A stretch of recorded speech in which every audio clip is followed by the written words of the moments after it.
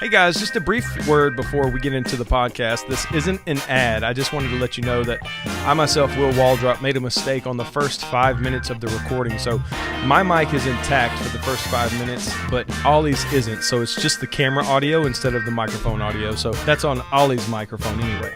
Not to make this long and drawn out, but I just wanted to let you know. So either you can put up with the bad audio of Ollie's mic for the first 5 minutes, or you can just forward right ahead after the first minute of me talking into minute 5, because about 5 minutes in, or 5 minutes and 15 seconds, you can go right into the podcast where the audio between Ollie and myself is perfect. So thanks for listening. Hope you'll forgive me. I promise it won't happen again. Welcome to the Back Pew podcast. This is your host, Will Waldrop. Today, we're going to do something a little bit different.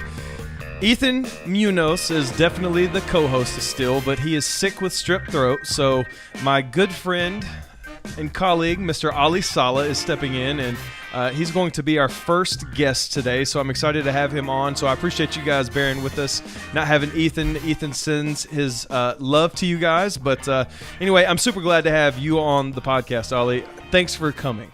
Oh, well, I'm just excited to be a part of this with you, bud. Great to be on the show with you. This is actually the first time that we have actual video footage. So, yeah, wave to the camera for him. I don't know if we're going to release this whole thing or not, but I just want to at least have it because we have the tools here, because this is your backyard, right? Yep. But it's our backyard. This is our backyard. This is our backyard, baby. This is what we're doing. This is our studio. We actually have a podcast as well. Ollie and I do. So I'm a co-host of his and sort of like the producer on that podcast. And this background you see is Strong Family. So this is at the quarters of Strong Family Financial, the best insurance agency in the world. There's no question about it. Definitely Tulsa and Jinx and Oklahoma's favorite insurance agency. And let's be clear, you're no like kind of producer. No, I'm like the producer. Let's be clear in the communication here, just so everyone understands where we're at. I also do photography here. Yes, you. I took over 200 photos here yesterday. Did you? Because I took headshots. And they had a good time with it. That was awesome. Except for Sarah. Shout out to Sarah. Yeah. But yeah, Jeremy said yesterday, did you ever think that you would be a photographer? And I said, I guess not. But I definitely felt like a school photographer. There we go. It was fun. But guys, let me introduce Ollie a little bit. Give you a little bit of his background. But so he is a friend of mine. I worked for him here at this insurance agency, and you guys have heard me reference, if you've listened to former episodes, about working for the insurance agency. And so I've continued to develop a relationship with Ollie and the insurance, the owners of the agency there. And so anyway, now, as he said, I'm the producer of this podcast, the Strong Life podcast, coming in May. So stay tuned for that. But you're like our very own Dr. Dre. That's really we have Beats on. We do. You know, we got the wall drop Beats. Why would we wear Beats if they couldn't see it? Right. You know what I mean? Because that's why we bought it. But that's great. That's funny. Dr. Dubs. That's funny. I like it. That's a good drop. Dr. Dubs in Back of the Pew. So hey, not just because Ethan was sick did I want you to be on. I've had this in my mind, and but I definitely wanted you to be on the podcast because this is the Back Pew where you asked what this show is about. And so I'll just reiterate it for the listeners that, this is where we talk about things in the Word of God and the world, and we mix them together. So we're willing to talk about things and say things that maybe people in the pulpit won't, just because maybe it's not the appropriate place. And so, but at the same time, we are here to help add value into people's spiritual lives and just to entertain, so just have fun. But that's where, I feel like the people in the back of the bus, the people on the back pew, they are willing to be a little bit the rest of the goody people. Or they might need to leave early. Or they might need to leave early, That's it. Seems like a practical reason. So anyway, I wanted you to come on the podcast today, and I wanted us to add value because I think similar to our podcast, the Strong Life podcast, and similar to some of my favorite podcasts that I listen to, I just love stories. Sure. And so your story is a fascinating one of sort of rags to riches, if you will, but also not just in the economic standpoint, but also from a spiritual standpoint. Absolutely. And so I wanted to kind of dig into your spiritual rags to riches, if you will, because definitely, the blood of Christ has paid for our rags, and so that's what I wanted to dig in with you a little bit. And so I'll say, just as a little bit more of an introduction to you, you guys manage a several $million company here. We don't have to get into specifics, but what's the most agents or people that have worked under this organization? So right now, actually, what we're excited about is really our business is where it's never been before. So we've got our headquarters in Tulsa, Oklahoma, or in Jinx, Oklahoma, which is a suburb of Tulsa. Okay. And then about 90 minutes out, we got our office in Oklahoma City. Cool. And we're excited about that. That's 90 minutes away. That's another. That's the other quote unquote major city in Oklahoma. For those that don't know, we do have cars, not just horses and carriages anymore. And we have restrooms and yes, it's exciting. It's exciting. You know, we're getting involved. It's 2019. Yeah, it's almost like the 90s across the country. So and then we just opened up an office in February in Raleigh, North Carolina. So we're excited about that too. So we got obviously agents out there. Then we got also an agent up in Chicago, Illinois. A guy that's been working with us for a few years. He actually works from home and does a lot of other things too, so we're just grateful to have him on the team. Shout out to him. Yeah, absolutely. Aaron Thompson in the building. Love him. For sure. So, you know, our company's doing well. We're growing. We have a lot of good things going on. We're always trying to recruit and find new people. If someone's looking for a career change, we'd love to talk to them. So amazing. Yep. You guys are definitely offering a ton of opportunities to people that want to own their own business. For sure. It's a blessing to all the people that come be a part of the organization. But listen, you guys, the name of this organization is Strong Family Financial, and so that's obviously a bite off of the founder's last name. Yes. But you're a big part of this organization. But for sure. So I just wanted them to know a little bit about what type of background you had now, and so and what type of person they're listening to. Someone that is successful. Sure. Not just economically, but you have a beautiful family. Absolutely. Appreciate that. 4 beautiful kids. Yes. And I've seen them for myself. They are much better behaved than I was. Buddy, God has blessed me with these kids and my wife. And my wife obviously gets all the shots out, and a lot of people might say that, but sure. once you get to know my wife and my family, you'd agree it's not just lip service. Shelly is amazing. Yes, I mean it is what it is. I mean I don't know why God, had her be my wife, but thank God He did. He knew you needed the help. Buddy, He knew. That's what Proverbs talks about, having a helpmate. Yep. So God's been good to you, and so that's exactly what I wanted to have you express. And so one of my favorite stories that you've told me is the story that you said you felt like God touched you. Yeah, and that was when you were. I want you to. That's my conversion. Yeah, absolutely. And by the way, sure. Here's a bomb for the listeners. Yeah. Ollie used to be Muslim. Absolutely. So devout. I would say devout. I prayed. I fasted. I did the whole gamut. He grew up Muslim. His parents were Muslim, Yep. and he met. It just goes to show you how instrumental people are in your life, because the people that he came to work with and come to know in this organization has had a big. But it was life changing. Yeah. It's impactful to an nth degree. I mean, I don't think you can really describe it. I know what angle you're going at. Sure. And Will, and to the listeners, I was born and raised Muslim, and you know what? I loved the faith. I loved it. I was all in it. I was all in. My mom and dad are Muslim. I learned to pray 5 times a day. I might have cheated sometimes and prayed 3 times a day and combined some prayers. Amazing. Yeah, fasted during the month of Ramadan. Understood that I was supposed to pay religious tax, which is tithing, another term for that, obviously. Also, I knew one of my goals in life was to go and fulfill a pilgrimage in Mecca, because that's what every Muslim is intended to do. I don't know what that is, and you don't have to explain it all the way, but is that almost the equivalent of like what Mormons do?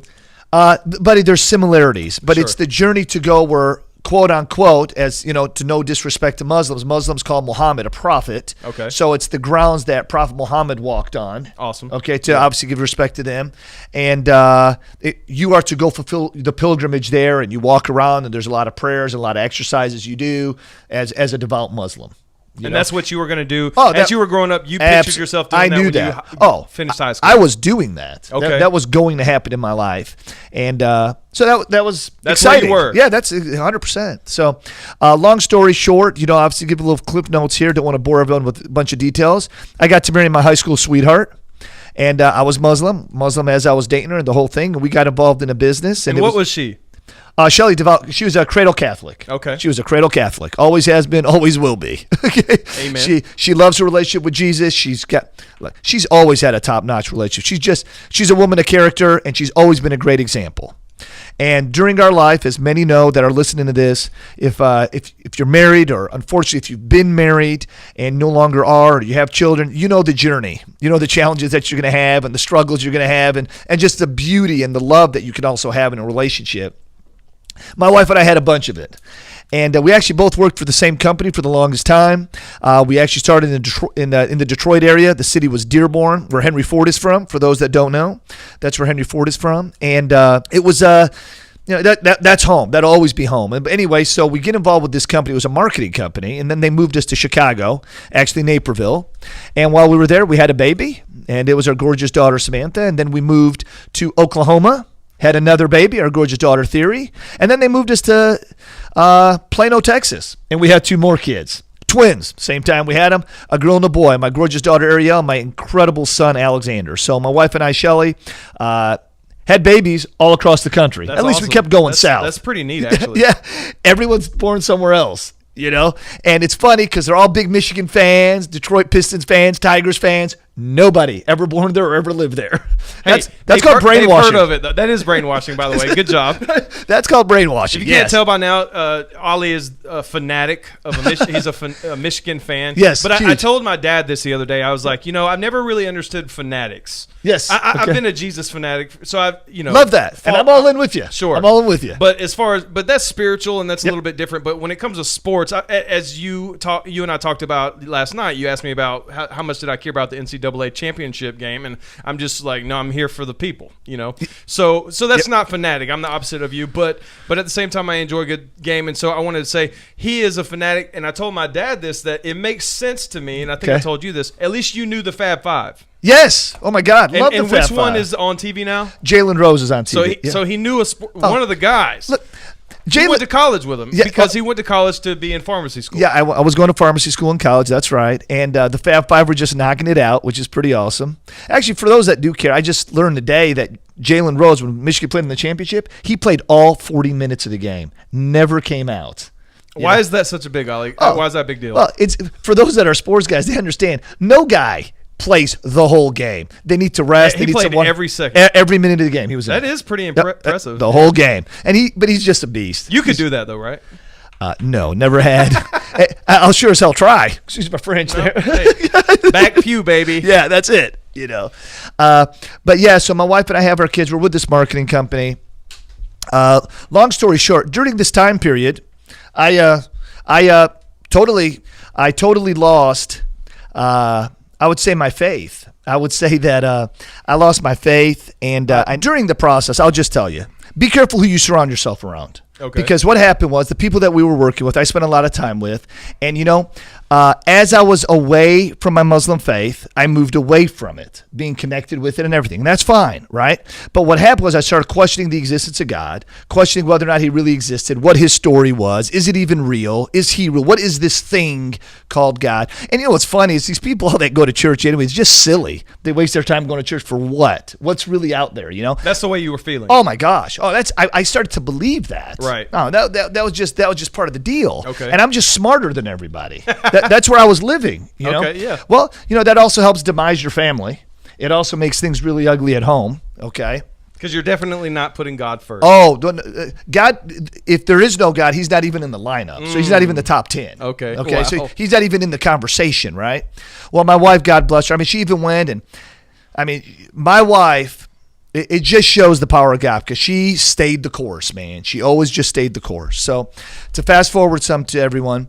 So, as things continue to happen, well, the company that we're with continued to downsize. The reality was every time we moved, they downsized.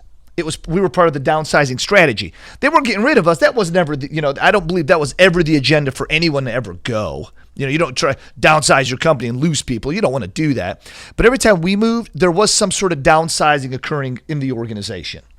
Well, at some point, we got on the chopping block. Not personal. It's just the way the company was going. Unfortunately, it wasn't going north. It was going south. As the saying goes, it's just business.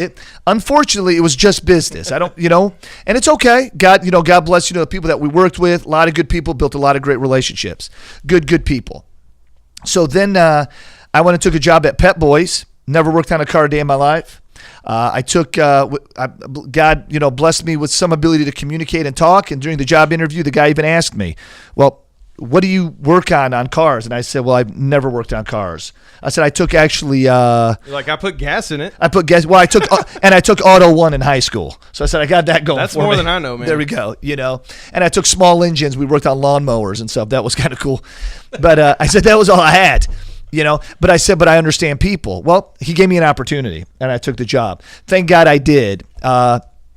I took the job. My home life is not in order. Things are just out of whack. So I tell my wife, think about this. I've known the woman. I knew her since 1988. Never walked into a church with her. Okay? Wow. It's 2007. And for the first time, I say, honey, why don't we just go to church together? Because I'm just. Did her jaw drop? Or buddy, she actually said, for what? Okay. For what? And it's the truth. I haven't been Mr. Consistent. I'm Muslim anyway, right? So even though I'm not believing in God, that's just kind of innate. So that's just, who I am. So if I'm anything, I'm probably Muslim, but I don't believe in God, but I'll go to church with you, and I'm really just trying to go to create some sort of order in my life. I know it's important to my wife. I want to make my wife happy. Things are down, financially down, just the home is not in order. Let's just put it that way. Life is not amazing. Yeah. Okay. So we fast forward, buddy. We start going to church together, and good things happen. We're just going to church. We're just moving along. Well, then I meet Jamie Strong. As a matter of fact, I meet him the first time. Jamie Strong's the founder of our organization and just an incredible friend and a mentor to me. And I meet him for the first time. I say, hey, how you doing? He looks like $1 million, by the way. He's all suited up, tie, everything. I look like I just came from Pep Boys. You know why? Because you worked at Pep Boys? Because I worked at Pep Boys. As a matter of fact, I said, Jamie, why is it you look like $1 million and I look like I work at Pep Boys? And he said, well, one thing's for sure. You look like you work at Pep Boys. But he just said hello. I said, oh, and that was it. Okay. But you were impacted by the way he was dressed. Oh, but he's married. He's got a couple kids. They just look good. He looks like he's in order, and clearly he's got some sort of relationship with God. And so you see, my life's in shambles. This guy looks good. Yep. I want that life. 100%. Okay. I want that. And I said, well, then that's it. I just, I got to make my wife happy, so we'll keep doing this church thing, and then God will do his thing, and, we'll be able to move on down the road. Well, I'll just tell you, it's not how it works. I was about to ask, yeah. Did it go that way? No, it didn't. A matter of fact, what I would tell everybody is this. Through the process of this, we started going to church every week and everything. And now, now I'm in conflict. Do I believe in God? Don't I believe in God? Am I Muslim? Am I not Muslim? Man, just going over this turmoil all the time. So then to fast forward a little bit more for everybody, then they started this class, and they call it RCIA. I forget what all the letters stand for now. I apologize. Religious, Catholic, something. Okay. Anyway, we're not going to try to remember. It's RCIA. But okay. I started attending the classes. This is how the process for someone that wants to become Catholic. Okay. They got to go through 9 months of classes to learn about the faith, to learn about the Bible, to learn about biblical principles, yada, yada, yada. Okay. Let's be clear. I'm only going because I'm trying to fix my marriage. And at the end of the day, I'm just worried about my wife. So when you asked your wife to go to church that day and she said for what, that was your clear intention in your heart was, I want to get my marriage in order. I'm not really trying to fix this broken relationship with God. Yeah. Oh, no. I'm going through the motions with God just because I want my wife. Okay. Because look, if I'm anything, I'm probably Muslim anyway. Listen, I think women have been the most powerful evangelistic tool God has ever created because people go to church all the time for women. That they do go all the time for women, and let's always remember that Mary was the vessel that carried Jesus. Come on now. There's a reason for that. I believe in women. I believe there's a reason for that. Okay. So to express this a little bit more, so I started this RCIA class. Okay. Even my wife at the time. Why are you doing this? So you were willing to do 9 months just to fix your marriage? Oh, for sure. Okay. Whatever I could do to get my wife to know that I really want to put her first. Okay. Which is actually very respectable. Respectable, but at the same time 100% wrong. Because your wife is God. That's right. Yeah. But that's all I was thinking. Okay. Right? So I don't even care if I'm Muslim or I don't believe in God. I'll just start going to this church. Whatever. Let's just do this. So I started going to RCIA. About 3 or 4 weeks into it, Jamie Strong's in the class. 3 or 4 weeks later, Jamie Strong shows up. Okay, at the class. At the class. Well, you didn't know he would be there. Absolutely, 100% had no idea. Look at God. Okay. Yeah. I like it. So the week before that class, the instructor, her name was Rosemary, loved that lady. She's just a diamond in the rough. Rosemary came to me and said, or not to me, she's telling the class that we're going to have sponsors for everybody next week because everybody that takes this class needs to have a sponsor. So you'll have some sort of personal mentor in the process. Well, it makes sense. I like that a lot. Makes sense, right? I mean, in anything, you need that, right? I think that's in life in general. We all need a mentor, someone to guide us and walk us through the process. So I go ahead and say, oh, that's okay. Who cares? I don't even care that I have a sponsor. It's just something she said. It's just something she said. So the next week I see Jamie and I go, hey, man, what's going on? Because I'd wave to him the church wave, especially when you're in the back of the pew. Just everybody knows about the church wave. Right, the church wave, right? So I'd give him that because now I kind of know him. Of course, he looks like $1 million, and I'm 10 minutes late coming from work from Pet Boys, okay? So he goes, hey, Ollie. And I say, hey, man, Jamie? Hey, Jamie, what's going on, man? So I shake his hand, and I said, what's going on? And he goes, well, Rosemarie said she needed some sponsors, and I saw your name on the list, and I remembered, talking to you. So I figured I could be your sponsor. Wow, so he remembered you. Oh, buddy, you ask him the story. He'll tell you what all my kids were wearing the first time we met. That's neat. He'll tell you about all the hair, because I got 3 girls, and my wife, all the hair that he had, my family had. Wow. It's just good stuff. That is really cool, actually. Yep, it's good stuff. I love the guy. So I'm like, okay, that's cool. Didn't really think much of it, except, man, that's kind of cool that this guy showed back up. Yeah. In my life in this way. Buddy, so the journey starts going. So just pause. You there was no like spiritual feelings or anything like that. Like, wow, this guy's maybe crossing my path again. It was just in passing. Oh, that's neat, but nothing real impactful. I wouldn't allow deep things to hit me yet. Okay. I was not vulnerable because yet. Because your heart was hard, or what? But I think I'm just confused. Okay. Am I even in the right place? What am I even doing so here? You were protecting yourself because you didn't know where you were? Yes, 100%. Okay, 100%. And things aren't going good at home, so this whole God thing's not even real because I don't feel like there's any goodness happening. You know what I'm saying? Yeah, that's right. Yes. And I'm just trying to talk in the moment. Right. I'm just trying to stay in the moment with you. Because, man, I'd get bitter. On my way home, well, we'll see how it's going to be at home tonight. We'll see how she is. God, are you going to come through? All this go to church. It's like I'm calling him out, Just bad. So were you speaking out loud? When I'm by myself out loud. Oh, yeah. But you weren't even sure you believed? Yes. Or you believed in the right it would one? always be, if there's God, then what's going on here? Okay. You know what I'm saying? It's like, because you ain't doing anything, And the more exciting things would happen in my life during this process. The cell phone gets turned off. That's exciting. So then my wife drives to work to see me to let me know, what are we going to do? Now we don't have any way to talk because we don't have a home phone either, And now I'm stressed trying to figure out, calling AT&T, begging them to just give me a few more days. Let me figure out what I was going to do. Just bad. So this stuff's going on. That's fine. I'm talking to my landlord, trying to get him to, reduce the rent, just for a few months to give me a break. Trying to park my car in different locations so it doesn't get repoed because I'm behind on the car. I'm just trying to make ends meet, and this God thing isn't working, okay, because he's just not showing up. I'm here. That's in my mind. That's all the self-talk. Yeah, you're doing your part. Oh, yeah. Show up, God. Where are you? Yeah, that's right. Are you coming to the game or not? So, but I just tell you. And then I'm talking to Jimmy about getting involved in the insurance business while all this is going on. Dude, the guy never recruits me. Never. Not one time did he. Would that have turned you away? I was insulted. Okay. I was insulted. I went to him one day and I said, dude, I'm down and out. I'm broke. I'm struggling. If you're watching out for me, why haven't you offered me an opportunity? Fair question. Okay.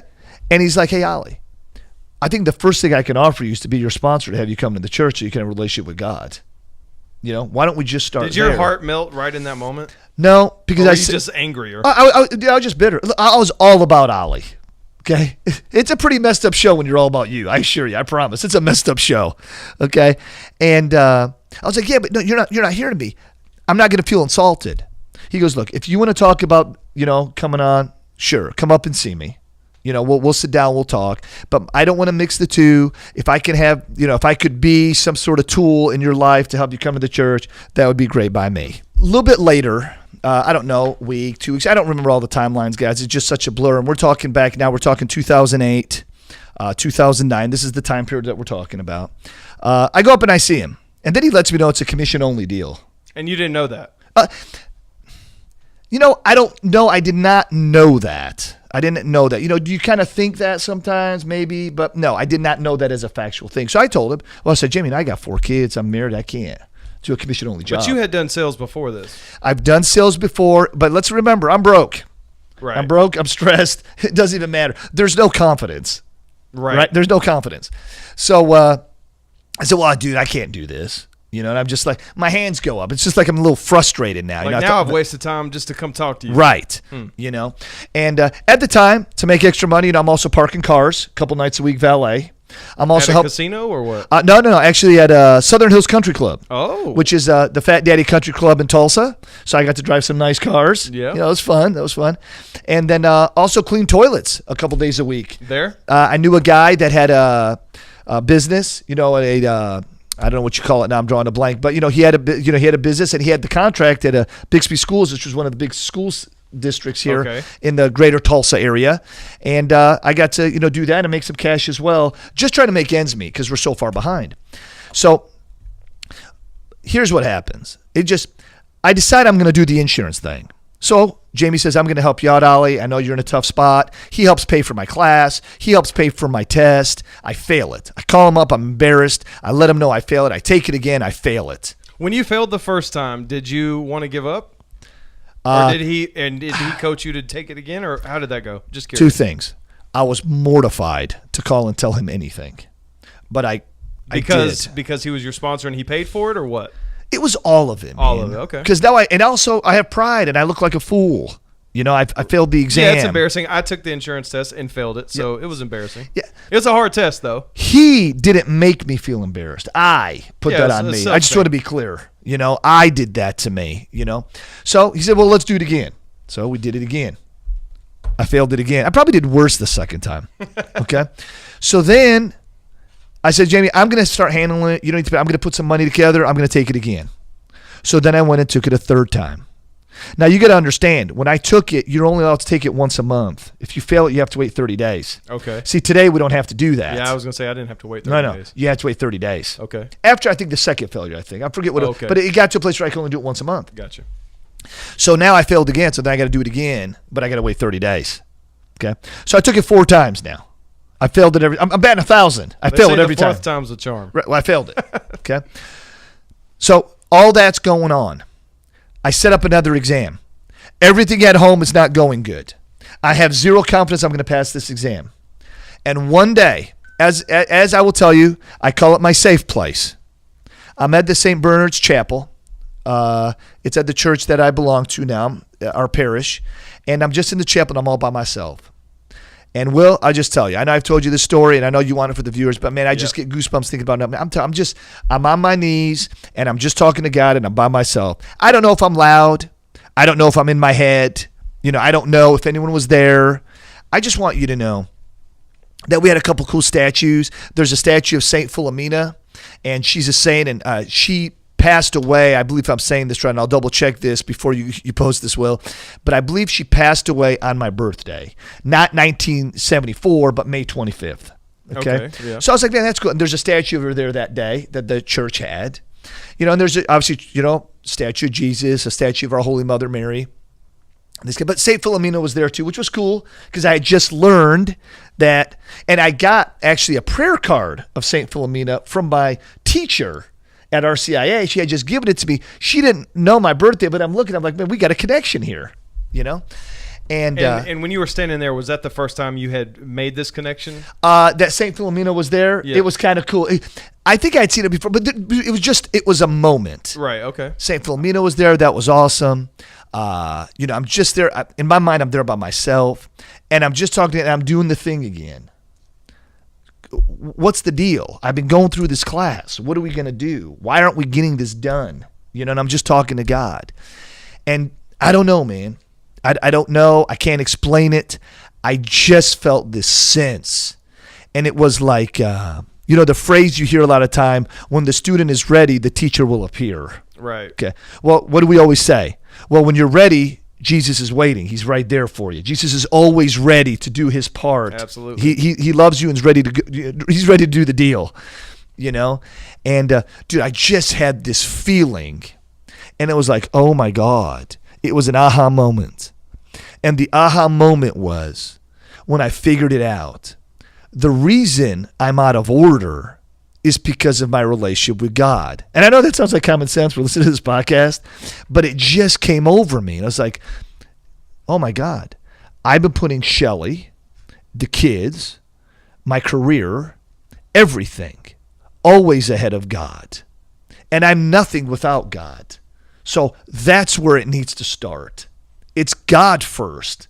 Yeah. And I don't know why. I don't know the moment, but I will tell you, that feeling is overwhelming. That feeling is, I love that feeling. Me too. I love it.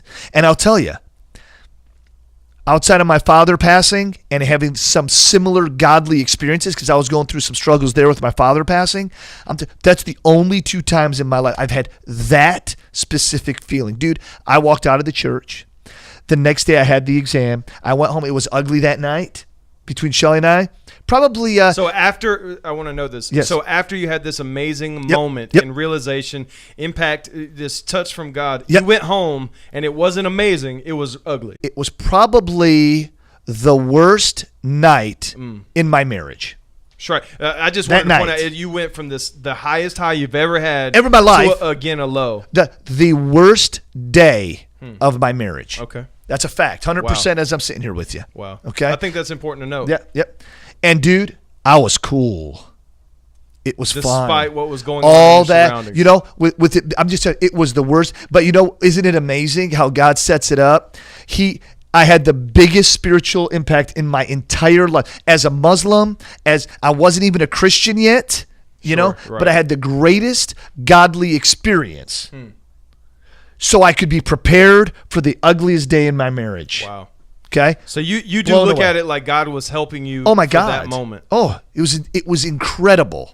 So check this out. The next day I have to take the exam. Okay? Okay. I'm going to take the exam. I'll tell you, I was nervous. Not any more or less than any other time. I went and took the exam.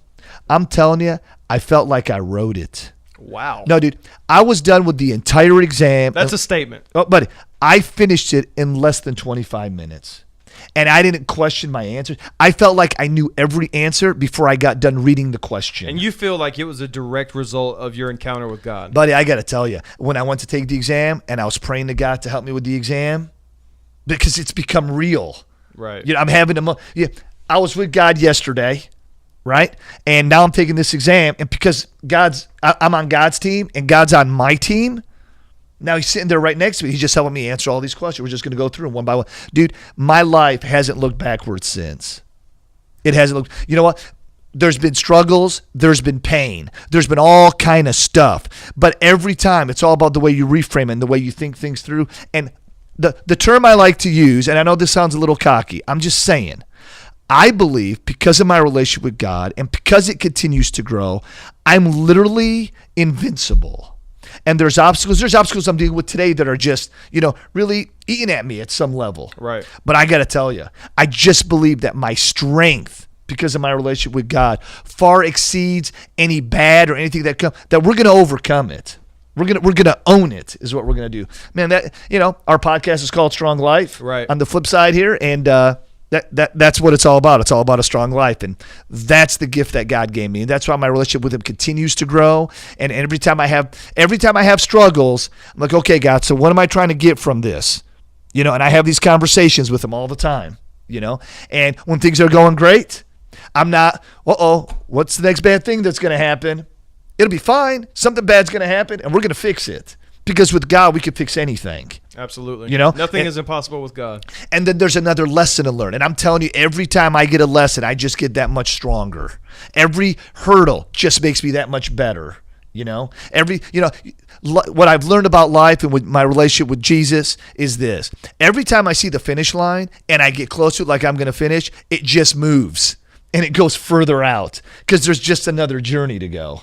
You know, here I am now. My kids are all teenagers. I'm going to start knocking it out. We're going to have every year for the next 3 years a kid graduate from high school. Wow. You know, I mean, how awesome is that? You know, and then what's that next journey? What are my obligations and responsibilities? What's my wife's? You know, It's real easy, man. It's God first. And there's a certain peace and confidence and ability that strength you're talking about that only comes from knowing God and knowing that you're on the winning team, knowing that He has your back. That as you go through each journey, each obstacle, that 100%. like, hey, look, I've been through the worst. Yep. If Satan could have taken me out, he would have already done it. Buddy, 100%. Listen, we're running short on time, so I just want to ask you one or two more questions. Okay. I just want to ask you because I think your story is incredible, right? Yes, sir. I think everyone listening can tell that you have a gift to communicate and that you have a really cool testimony, amazing story, and you hadn't even really shared much of it. That's just yes, sir. That's just the I appreciate tipping that. point. So I guess the thing I don't want to happen is people that are listening,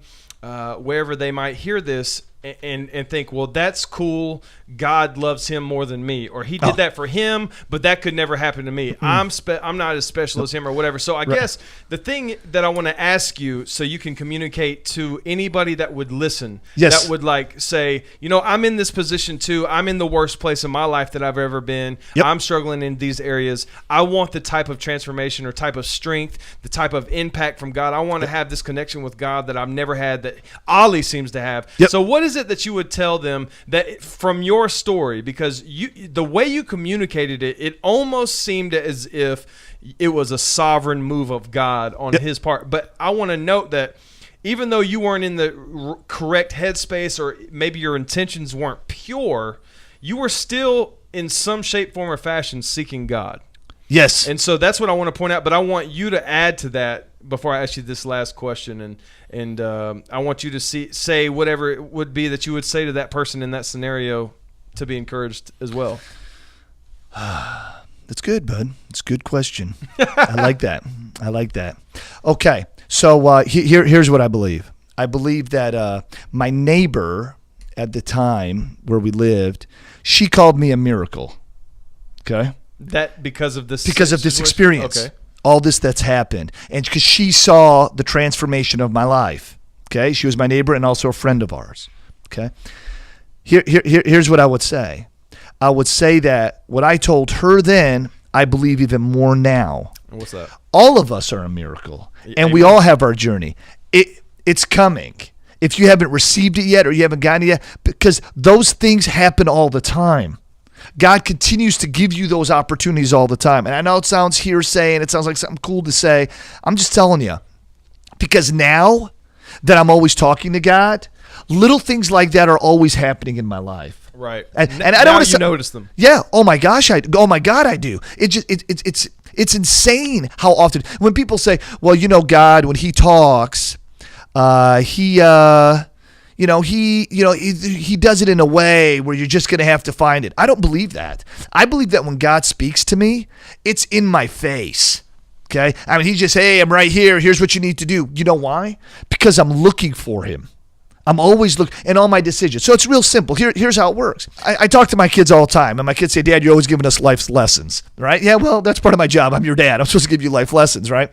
Listen, if you do things in your life that are ungodly and you continue to ask God to help you, okay, that's kind of tough. God, I want you to be on my team, but I'm not going to practice the principles you want to be on your team. That's not the way life goes. Now, I'm not saying that God only helps those that are willing to love him. No, God loves everybody. God forgives everybody, and that's the beauty of God. But I'm letting you know, if you want to hear him communicate to you, you must also be communicating back to him and communicate to him in a manner of love and careness and genuine just excitement about the gift called life that he gave you. It's all about having perspective. And I'm just telling you, the more I talk to God, the more he talks back. Absolutely. I love my priest. He tells me, Ollie, sometimes you just need to sit in silence. Yep. And listen. And just listen. And you know what? For a guy like me, my personality is, yep. I still struggle with it today. But it's amazing because it works. I can't say anything, but it's nothing deep, nothing profound. So if you're listening to this podcast today and you're having a struggle with your journey, listen. I don't know what your story is. I love you, though, and I pray for all the listeners today, that things go good for you and your relationship with God. But if you want God, live by God's laws and his practices. I didn't say I don't sin. I didn't say that I'm perfect. but I'm conscious of these things. And when I do things that I know are ungodly, or I'm struggling emotionally with something, I think things in moderation are good. And as God has taught us, we don't need to sit and take advantage of things or overconsume certain things. Look, there are certain things I'm going to eat. I'm just going to eat way too much and feel sick afterwards. That's also not good. I also have thoughts sometimes that just go in the wrong place. Thank God for God. Yeah, right. You know what I'm saying? And thank God we're not God. Yeah. Oh, because that's one of the main root issues is we try to be God of our own life. That's right.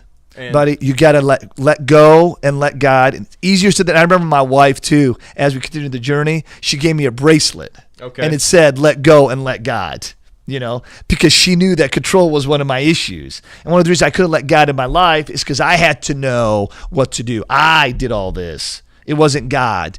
So, man, it's beautiful. More people struggle with that very thing than I think we all realize. But, listen, I think I really appreciate you sharing your story. I think we can end on that note. And I think you are a complete miracle and oh my gosh, a complete testimony to the world. And I think that's one of the things that I want, that I got out of the podcast, and what I want the listeners to get is you are a shining testimony to people that are watching. You actually, when I first came into this organization, I've worked for some good people. I've been involved in ministries as well, and so I've been in organizations that have God at the center point. But this one does too, and so it was an interesting dynamic to come into, and let's just say you guys have been blessed, and it hasn't affected you guys negatively. It's only probably impacted your organization, and you guys have had a big impact on the people that have come and been a part of the organization. So you guys are living boldly your lifestyle, yes, sir, that glorifies God, and so I think that's not only something that's happening here in this organization. It's not something that's just happening in your life, right? But it's also something that happened. All of this that you just told happened because Jamie was living boldly and freely and sharing his relationship with God publicly. It wasn't some private, personal, only me thing. It was this thing that I'm willing to share with you as well. So I just want everyone to know,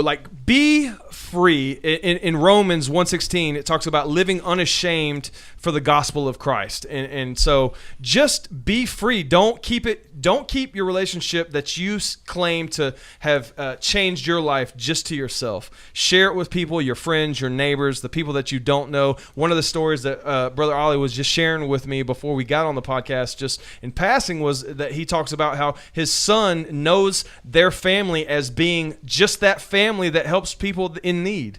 And so that's something that he's had impact. So it's not impacting just your community, but it's leaving legacy for your family, because the decisions that you are making today will impact your tomorrow and your children's future, and then your children's children. So you're not just leaving a legacy, an inheritance in monetary means, but you're leaving an inheritance to your children's children of faith. Yep. And that could very well be, and it is more meaningful and more impactful than a monetary inheritance. So, man, thank God for what He's done in your life. Oh my, for sure. I think what your prayer was and your hopes for the listeners was a great encouragement. Just know that if you're down today, whatever your situation is, look, if God can change a Muslim, if God can change a doubting, broken marriage, and He can change me, and you guys have heard some of my story about drugs. If He can do it for me, if He can do it for him, He can do it for you. God is no respecter of persons. And so just know that if you are seeking something that you don't even know what it is, that you're just not happy, or if you're not complete in your heart, you're lacking that fulfillment, it's probably because your relationship with God is suffering or non-existent. So just seek God, make Him the center of all things, make Him the first priority in your life, and it'll be the fruit of Him being first in your life will be blessing. And before the podcast, we were talking about my story with sin and drug abuse, and the fruit of my sin was paranoia and fear. So it's just good things happen whenever you put God first. That's all there is to it. And the fact of the matter is, even though your intentions weren't completely pure, you were positioning yourself in God's house and in some shape or form or fashion seeking God. Even when you were doing the inner dialogue, God, if you're here, that was you reaching out. I was surrounding myself, right? You are who you surround yourself around. So I was showing up to church all the time. I had my class. I had, mass that we had to go to. There'd be another function. I'd just get myself involved. I just kept putting myself there, even though it wasn't for the right intentions in the moment. Okay. But you know what happens? You become a product of your environment. and I promise you that will never change. I will stick to this product right here. Well, hey, listen, that's the reason I'm staying close to you, man. I like where you're at. So, hey, listen, before we go, give them your social media and information, because you have a strong minute. We have a podcast that's coming to Strong Life, but you do quite a bit of posting on social media. So give them your handles. So let's see. If you go to Instagram, you could go to Allie Saleh, ALLIE, S as in Sam, ALEH 525. If you look me up on Facebook, just look me up by my name, Allie Saleh. And on Twitter, you could go to @LeadByAction. And then what am I forgetting? On LinkedIn, just look me up by my name. I'd love to hear from people. I would love to talk to any and all of you that want to talk, spend a few minutes, talk about your journey or what's going on with you. If I could do anything to share or be a positive in your life, I'd love to do that. So Absolutely. I appreciate you having me on the show, bud. Go at him on Twitter. Drop a message in his direct messages. Tell him how much his story impacted your life. I was impacted. Just the platform that we just spoken on, even though I knew some of the story, just the platform and the way that this was structured, it impacted me in a new way. So, man, I appreciate you never keeping your story to yourself, because I don't think that does anybody else any good. Nope, I agree. So, man, guys, thanks for listening. Go give Ethan a doo-doo emoji on his Instagram for not being here today. And thank God that Ollie made it to this podcast today. For sure, bud. Thanks for listening. That was fun. How'd you feel? I loved it. All right. Thanks for I appreciate it. Well, buddy. Thanks for waiting. You did good. I appreciate you. You're very kind. Making me feel special, too. Well, it was.